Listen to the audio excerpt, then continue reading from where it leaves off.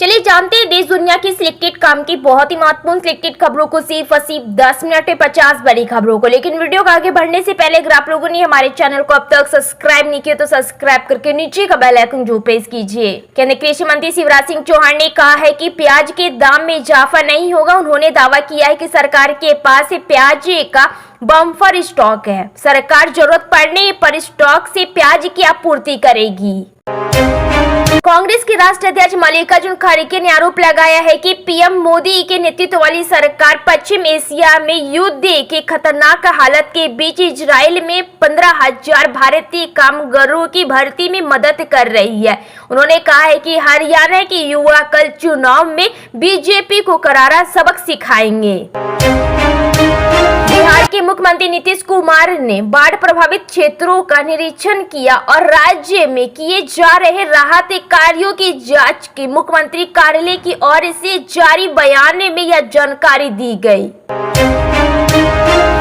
संगम नगरी प्रयागराज में तकरीबन 100 दिन बाद शुरू होने वाले महाकुंभ का लोगो रविवार 6 अक्टूबर को जारी किया जाएगा। महाकुंभ का लोगो यूपी के सीएम योगी आदित्यनाथ प्रयागराज में आयोजित एक कार्यक्रम में जारी करेंगे। कांग्रेस सांसद राहुल गांधी के जलेबी वाले बयान पर राजनीतिक घमासान मचा हुआ है। 5 अक्टूबर को होने वाले हरियाणा विधानसभा चुनाव के लिए सोनीपत में एक जनसभा को संबोधित करते हुए राहुल गांधी ने कहा है कि यहाँ की जलेबी पूरे देश में बेची जानी चाहिए। शिवसेना युवा प्रमुख उद्धव ठाकरे ने कहा है कि न्यायपालिका का रुख करने के बावजूद उनकी पार्टी को न्याय मिलना अभी बाकी है, इसलिए उन्होंने जनता के पास जाने का फैसला किया है। उन्होंने बागी शिवसेना विधायकों को आयोग ठहराने का अनुरोध करने वाली अपनी याचिकाओं का जिक्र करते हुए यह बात कही। केंद्रीय स्वास्थ्य मंत्री जेपी नड्डा ने कहा है कि कांग्रेस केंद्र के मदद के बिना एक दिन भी हिमाचल प्रदेश की सरकार नहीं चला सकती है। बिलासपुर में भारतीय जनता पार्टी भाजपा के राज्य इकाई द्वारा आयोजित किए गए एक कार्यक्रम को संबोधित करते हुए नड्डा ने कहा है कि केंद्र सरकार राजस्व घाटे के अनुदान के तौर पर 500 करोड़ रुपए और वेतन और पेंशन भुगतान के लिए अनुदान के तौर पर 800 करोड़ रुपए देती है। झारखंड विधानसभा चुनाव से पहले हेमंत सोरेन की सरकार राज्य में मैया सम्मान योजना को लेकर खूब प्रचार प्रसार कर रही है। विपक्षी party Bharatiya Janata party BJP ने चुनाव से पहले मैया सम्मान योजना के तहत महिलाओं के खाते में पैसा भेजे जाने को छलावा कहा है।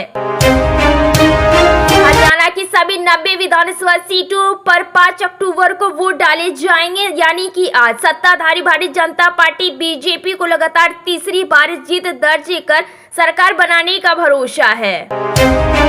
हरियाणा और जम्मू कश्मीर विधानसभा चुनाव प्रचार के बाद बीजेपी अब दिल्ली को लेकर मिशन मोड में जुट गई है। दिल्ली में 26 साल के सियासी सूखे को खत्म करने के लिए बीजेपी ने एक एक्शन प्लान तैयार किया है। महाराष्ट्र विधानसभा चुनाव से भाजपा को तगड़ा झटका लगा है। महाराष्ट्र के पूर्व मंत्री और 4 बार के पूर्व विधायक हर्षवर्धन पाटिल ने भाजपा से नाता तोड़कर शरद पवार की एनसीपी एसपी ज्वाइन कर ली है। हरियाणा की 90 विधानसभा सीटों के लिए 5 अक्टूबर को मतदान होने हैं, यानी कि आज सभी राजनीतिक दल अपनी अपनी बिसात बिछा चुके। इसी बीच हरियाणा की राजनीतिक में कांग्रेस की दिग्गज नेता कुमारी सैलजा ने मुख्यमंत्री पद के लिए अपनी दावेदारी पर स्पष्ट बयान दिया है। पंजाब की भगवत मान सरकार प्रदेश के विकास के लिए लगातार काम कर रही है। सीएम भगवत मान का कहना है कि किसी प्रदेश का विकास वहां के बच्चों के शिक्षित हुए बिना नहीं हो सकता है। हरियाणा में विधानसभा चुनाव के लिए मतदान की सभी तैयारियां पूरी हो चुकी है। अक्टूबर यानी कि आज प्रदेश की सभी 90 सीटों के लिए वोट डाले जाएंगे। इस बार के चुनाव में परिवारवाद का जबरदस्त बोलबाला है।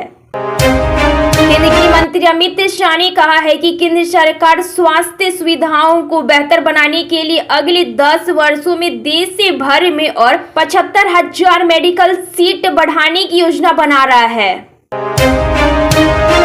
केंद्र संसदीय एवं अल्पसंख्यक मामलों के मंत्री किरण रिजिजू ने आरोप लगाया है कि कांग्रेस ने अपने शासनकाल के दौरान मणिपुर और अन्य राज्यों पर ध्यान नहीं दिया, जिसकी वजह से क्षेत्र में कई उग्रवादी संगठन तैयार हो गए हैं।